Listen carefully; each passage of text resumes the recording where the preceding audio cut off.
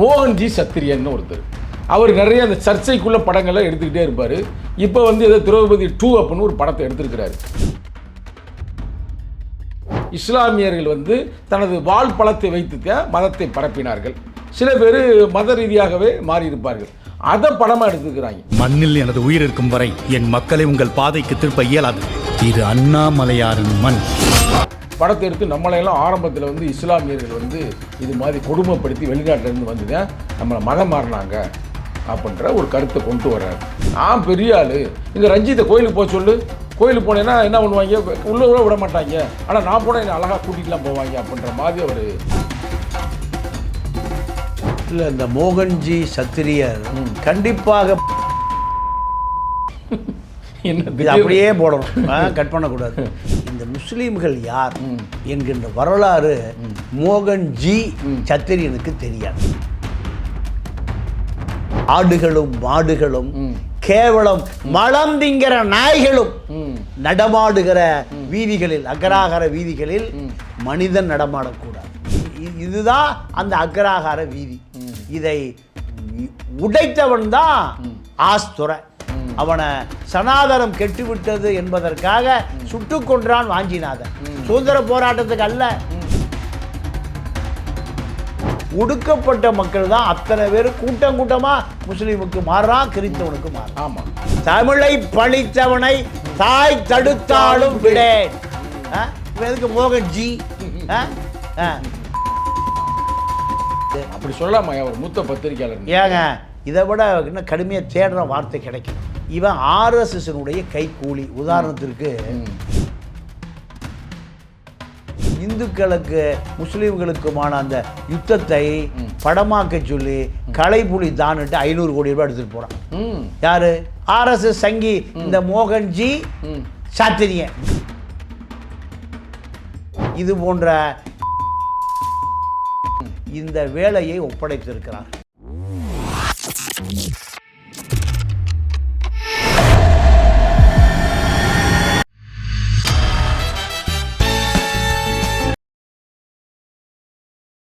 ஐயா வணக்கம். ஐயா வணக்கம். நம்ம ஊரில் வந்து சத்திரியன் ஒருத்தர் இருப்பார்.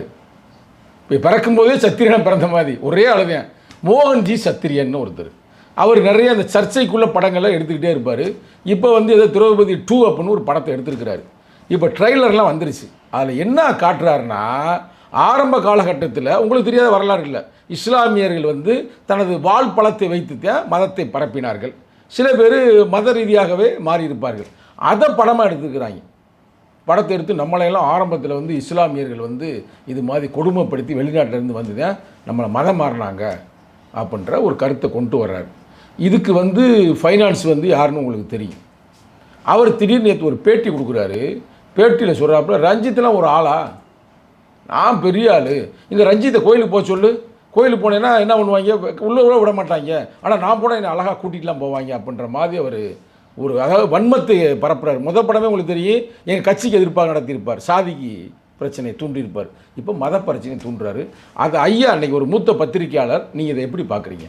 இல்லை, இந்த மோகன்ஜி சத்திரியர் கண்டிப்பாக என்ன அப்படியே போடணும், கட் பண்ணக்கூடாது. ஃபோன் பண்ணிடுவாங்களா அவங்க? உங்களுக்கு ஃபோன் மேலே ஃபோன் இல்லை, பல போன பார்த்துட்டேன், ஆப்பிள் போனே பார்த்துட்டேன். இப்போ கடைசியாக நீங்கள் பேசுனது கூட ஃபோன் வருது. இல்லை, வருது. இதெல்லாம் அதாவது இந்த முஸ்லீம்கள் யார் என்கின்ற வரலாறு மோகன்ஜி சத்திரியனுக்கு தெரியாது. ஏன்னா தமிழ்நாட்டில் உள்ள ஒடுக்கப்பட்ட மக்கள் பார்ப்பனியத்தால், இந்து மதத்தால் நீங்கள் அவர்களை அங்கீகாரம் கொடுக்கவில்லை. பெரியார் தான் சொல்லுவார், ஆடுகளும் மாடுகளும் கேவலம் மலம் திங்கிற நாய்களும் நடமாடுகிற வீதிகளில், அக்ராகார வீதிகளில் மனிதன் நடமாடக்கூடாது. யாரு? மனிதன் நடமாடக்கூடாது. யாரு போலாம்? ஆடு போலாம், மாடு போலாம், கேவலம் மலம் திங்கிற நாய் போலாம், ஆனால் பகுத்தறிவு உள்ள மனிதன் போகக்கூடாது. இதுதான் அந்த அக்ராகார வீதி.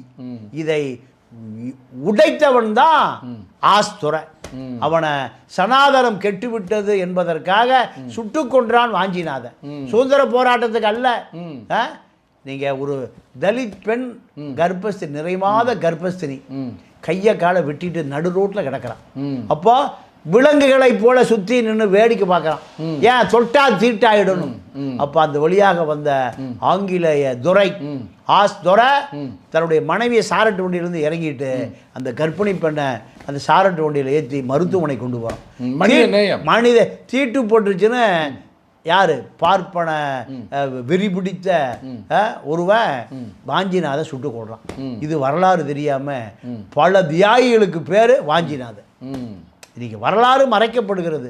இப்போ இந்த மோகன்ஜி சத்திரியன் ஒடுக்கப்பட்ட மக்கள் தான் அத்தனை பேர் கூட்டம் கூட்டமா முஸ்லீமுக்கு மாறுறான், கிறிஸ்தவனுக்கு மாறுறான். ஆமா, இது தெரியுமா தெரியாதா?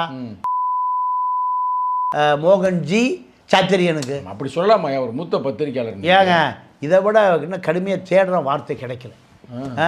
ஏன்னா தமிழை பழித்தவனை தாய் தடுத்தாலும் விடேன். இவன் எதுக்கு மோகன்ஜி? அப்படிலாம் வேணாம் இல்லைங்க. ஏங்க மனிதனுக்கு உணர்ச்சி வேணுங்க. முதல்ல மனிதனுக்கு உணர்ச்சி வேணும். இப்போ இந்த இவன் ஆர்எஸ்எஸ்னுடைய கைக்கூலி. உதாரணத்திற்கு இந்த ஆர்எஸ்எஸ் ஆந்திராவில் ஒரு படம் எடுக்கணும்னு யார்கிட்ட போகிறாங்கன்னா பாகுபலி டைரக்டருடைய அப்பா இருக்கார்ல, அவர்கிட்ட போய் 500 கோடி ரூபாய் கொடுக்குறாங்க. எவ்வளவு? 500 கோடி. என்ன கதை தெரியுமா? அங்கே இருக்கக்கூடிய மன்னன் முஸ்லீம் மன்னன் எங்க? ஹைதராபாத் நிஜாம். ஹைதராபாத் நிஜாம் இந்து பெண்களை, ஹைதராபாத் நிஜாமுடைய படை வீரர்கள் இந்து பெண்களை கர்ப்பமாக்கினார்கள். கதை யாரு? பாகுபலியுடைய தயாரிப்பாளர், கதை வசன கர்த்தா. இந்த அசைன்மெண்ட் போதும். அவன் இதை வேலை நடந்தது. அப்போ சந்திரசேகர் ராவ் முதலமைச்சராக இருந்த பொழுது அது எப்படியோ ஒரு வகையில் படம் வரல. இப்போ அதே வேலையை கோவை குண்டுவெடிப்பில் இந்துக்களுக்கு முஸ்லீம்களுக்குமான அந்த யுத்தத்தை படமாக்க சொல்லி கலைப்புலி தான்ட்டு 500 கோடி ரூபாய் எடுத்துட்டு போறான். யாரு? ஆர்எஸ்எஸ் சங்கி இந்த மோகன்ஜி சாத்திரியன் கும்பல் எடுத்து அவர் ஐயோ நான் ஊருக்குள்ள கெடுதல்லாம் பண்ண முடியாது, நானே இந்த வேலைக்கெல்லாம் வல்லப்பான்றாரு.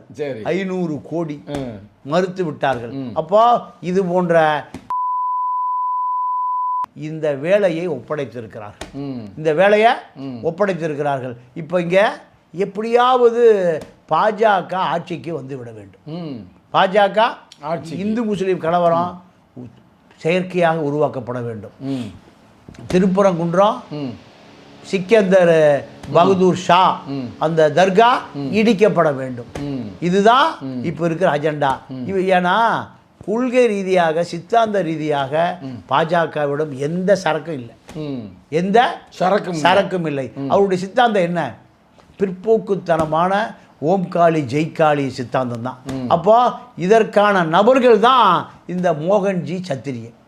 முஸ்லிம் அவர்களுடைய எண்ணத்தை, எங்க சங்கிகளுடைய எண்ணத்தை, பார்ப்பனைத்தினுடைய எண்ணத்தை, ஆர்எஸ்எஸ் எண்ணத்தை உருவாக்குகிற நபர்களுக்கு என்ன பட்டம் கொடுக்கறது சொல்லுங்க? என்ன பட்டம் கொடுக்க நீங்களே சொல்லுங்க சார். என்னுடைய மொழியை, என்னுடைய இனத்தை இலங்கையில அழிகிற பொழுது பார்த்து கொண்டிருந்தவனை நான் எப்படிங்க மரியாதை கொடுப்பேன்? நான் எப்படி அவனை அங்கீகரிப்பேன்? எப்படி அவனை எப்படி சகோதரனா பார்ப்பேன்? மோகன்ஜி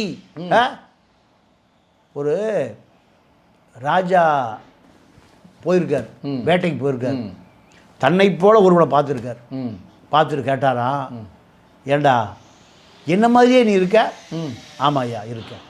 அப்போது உங்கள் அம்மா ஏதோ அரண்மனை பக்கம் வந்திருக்காரா? உங்கள் அம்மா அரண்மனை பக்கம் வந்திருக்காங்களா? எப்போ தெரியுமா உனக்குன்னு ராஜா கேட்டிருக்காரு. அவர் கூலா சொன்னாரா, எங்கள் அம்மா வரல ஐயா, எங்கள் அப்பா தான் அடிக்கடி வருவார். யார் வருவா? என்ன மாதிரி தானே நீ இருக்க, உன்னை போல நான் இல்லை. புரியுதா?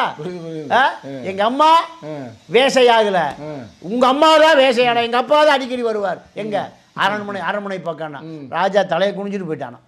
இப்ப அதே போலதான் இப்படி தமிழனை காட்டி கொடுக்கக்கூடிய இங்க எத்தனை சாதி அடிச்சுட்டு சாவுறான்.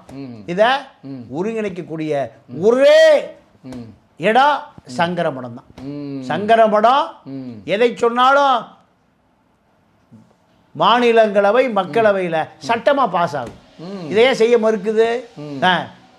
இந்திரா காந்தி உட்பட அத்தனை ஷாக்களும் வந்து கூடுகிற இடம் இது சங்கரமடம். சங்கரமடம் நினைத்தால் இந்தியாவில் எது வேண்டுமானாலும் சட்டமாகும்.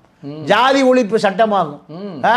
ஜாதியை ஒழிக்க முடியும். ஆனால் சனாதனம் என்கின்ற பேரில் ஜாதியை இன்னும் அழியாமல் வைத்திருக்கிற அந்த சங்கரமடத்தினுடைய சங்கி கூட்டங்கள் தான் இந்த மோகன்ஜி சாத்திரியன். இவர்களிடம் தமிழர்கள் உஷாராக இருக்க வேண்டும். தமிழர்கள் ரொம்ப எச்சரிக்கையோடு இருக்க வேண்டும் என்பதைத்தான் இது எடுத்து காட்டுகிறது. கரெக்டாக தான் சொன்னீங்க. ஆனால் எதுக்கு சம்மந்தம் இல்லாமல் ரஞ்சித் வம்புழுக்கிறாரு? இல்லை, அதாவது நீங்கள் முஸ்லீம், கிறித்துவன், தலித் இவர்களுக்கு தான் எந்த அரசியல் அதிகாரமும் இல்லாதவர்கள். அவருடைய வழியை தான் எடுக்கிறாரு. அவர் எங்கனையும் நான் பெரிய ஆண்ட பரம்பரை அப்படின்னு அவர் எடுக்கிறது இல்லை. மாரி செல்வராஜ் எடுக்கிறது இல்லை. ஆனால் இவர் எல்லா படத்துலையும் நான் தாண்ட ஆண்ட பரம்பரை அப்படின்னு தான் எடுக்கிறாப்புல. இப்போ அது மாதிரி போய்கிட்டு இருக்கு. படத்தை பார்ப்போம். படம் வந்து நாளை வருகிறது என்று நாங்கள் நினைக்கிறோம். படமும் ஓடாது. அவர்களுக்கு படம் ஓடுவதை பற்றி இல்லை. ஏதாவது ஒரு நெருப்பை, தமிழர்களுக்குள்ள பிரிவினை நெருப்பை பற்ற வைத்துக் கொண்டே இருக்க வேண்டும். அதே வேலை, அதான் வேலை. படம் எடுத்து ஓட்டுற வேலை அல்ல. ஏதாவது பொம்பளுக்கு கலவரத்தை உருவாக்கும். ஆமாம், அது 500 கோடியோடு அலையிறானுங்களே சங்கி கூட்டம். தமிழர்கள்ட்ட இந்த இது பற்றிய அறிவு இருந்தாலே இவர்கள் மூட்டை கட்டிட்டு எங்கே போயிடுவான்? டெல்லிக்கு போயிடுவான். ஆனால் தமிழர்கிட்ட இந்த அறிவு வராமல் இந்த திராவிட இயக்கம் பார்த்து கொண்டது. திராவிட இயக்கம் பார்த்து கொண்டிருக்கு. இதெல்லாம் எதிர்த்து 10,000 கோடி வைத்திருக்கிற கிவி ரமணி வீரமணி அல்ல. என்னங்க நீங்கள் பாட்டுக்கு ஒரே நேரத்தில் பல பக்கெட்டு அடிக்கிறீங்க? உண்மை ஏங்க, வேதனைங்க. அதெல்லாம் வேதனையுடைய வெளிப்பாடுங்க. அவர் சரியா இருந்தா நமக்கெல்லாம் வேலை இல்லை. அவர் இந்த மோகன்ஜி சத்திரியன் எல்லாம் ஓட விரட்டுவதற்கு பெரியார் 10,000 கோடி சேர்த்து வச்சுட்டு போயிருக்கார். எவ்வளவு? 10,000 கோடியை சேர்த்து வைத்துட்டு போயிருக்கார்.